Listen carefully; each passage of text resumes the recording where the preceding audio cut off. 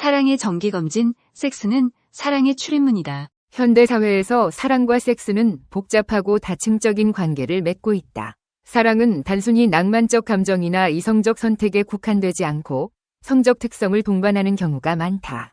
이는 인간이 본능적으로 육체적 접촉을 통해 친밀감을 확인하고 강화하려는 경향 때문이다. 소통의 과정에서 신체가 필수적인 역할을 하므로 섹스는 사랑을 표현하고 확인하는 중요한 방법 중 하나가 된다. 섹스는 사랑을 진단하는 정기검진과 비슷한 역할을 한다. 만족스러운 성생활은 감정적 유대를 강화하고 파트너 간의 관계를 원활하게 유지하는 데 중요한 요소로 작용한다.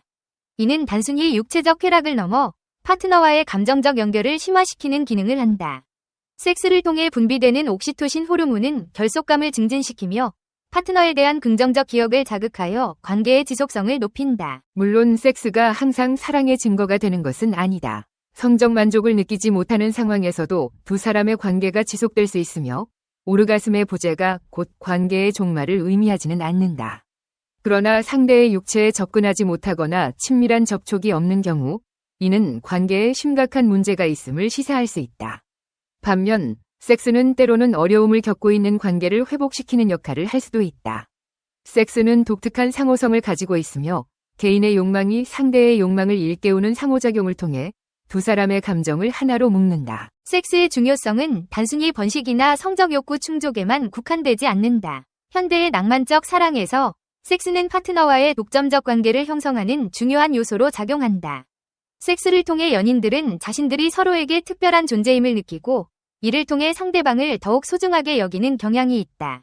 이로 인해 섹스는 사랑의 중요한 출입문이 된다. 예전에는 사랑이 먼저였고 그 다음에 섹스가 뒤따랐다면 현대인들은 섹스를 통해 사랑을 시험하고 낭만적 관계를 이어갈 것인지를 결정한다. 섹스는 또한 관계에서 상호 신뢰와 존중을 표현하는 중요한 수단이 된다. 파트너와의 성적 상호작용은 서로의 감정과 욕망을 이해하고 존중하는 데 중요한 역할을 한다. 이는 단순한 육체적 접촉을 넘어서 두 사람 사이의 깊은 신뢰와 애정을 확인하는 과정으로 이어진다. 섹스를 통해 연인들은 서로의 신체적, 감정적 필요를 이해하고 이를 충족시키기 위한 노력을 기울일 수 있다. 사랑은 단순한 개인적 감정을 넘어 사회적으로 구성된 행동 규정과 연결되어 있다. 현대의 낭만적 사랑은 상호 존중과 인격의 완전한 인정을 바탕으로 한다. 사랑의 코드는 각 개인을 특별하고 필수적인 존재로 만드는 긍정적 가치를 따르며 이러한 사랑의 코드와는 시간이 지나도 변하지 않는 원칙으로 유지되고 있다. 이는 이 세상에서 인간을 필수적인 존재로 만드는 건 사랑뿐이다라는 베르테르의 말이 여전히 타당성을 가지는 이유다. 사랑은 또한 사회적 규범과 기대에 큰 영향을 받는다. 현대사회에서 사랑은 더 이상 단순한 감정의 교류로만 보지 않으며 사회적, 경제적, 문화적 맥락에서 다양한 의미를 갖는다. 이는 사람들이 사랑을 통해 개인의 정체성을 확인하고 사회적 지위를 유지하며 삶의 의미를 찾으려는 경향을 반영한다. 사랑과 섹스는 이러한 복잡한 사회적 맥락에서 상호작용하며 개인과 사회의 다양한 측면에 깊은 영향을 미친다. 결론적으로 섹스와 사랑은 현대사회에서 복잡하게 얽혀 있으며 섹스는 사랑의 중요한 구성 요소로 작용한다. 섹스를 통해 우리는 파트너와의 감정적 연결을 강화하고 사랑의 깊이를 측정할 수 있다. 또한 사랑은 섹스를 통해 육체적 쾌락을 넘어서는 감정적 유대를 형성하며 이를 통해 사람들은 서로에게 필수적인 존재로 자리매김하게 된다. 이러한 맥락에서 섹스는 단순한 신체적 접촉을 넘어 깊은 감정적 의미를 지니는 사랑의 표현이자 확인의 도구로 기능한다. 삶의 최대 행복은 섹스. 삶의 가장 큰 즐거움은 섹스로 나타났다고 뉴질랜드의 한 조사 보고서가 밝혔다. 캔터베리 대학의 카스텐 그림 심리학과 연구원은 조사 보고서에서 최근 173명이 뉴질랜드인을 대상으로 30개 주어진 활동에 대해 순위를 매기도록 한 결과 행복의 가장 중요한 요소는 즐거움, 의미, 참여도로 나타났다고 설명했다. 그림 연구원은 조사에서 섹스가 3개 부문 모두에서 1위를 기록했다고 뉴질랜드 언론에 밝혔다. 음주나 파티는 즐거움에서 1, 2를 차지했으나 의미에서는 10위, 참여도는 5위에 그쳤다.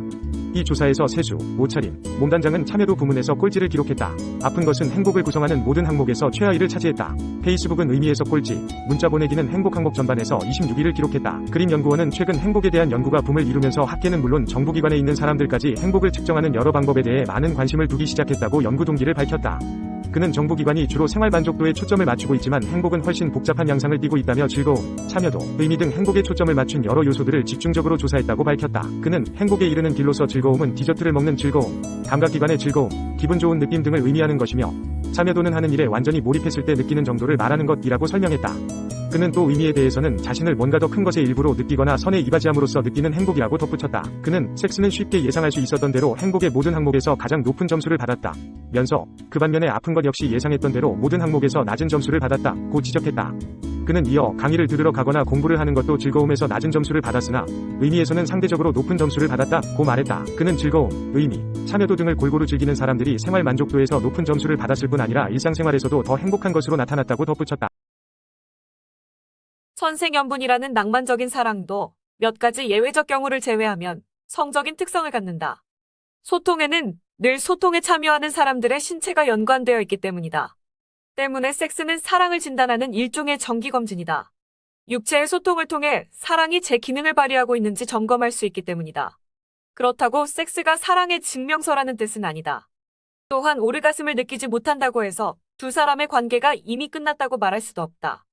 하지만 상대의 육체에 접근하지 못하는 상황은 침실에서 장시간 문제가 발생하는 것만큼이나 심각한 것일 수 있다.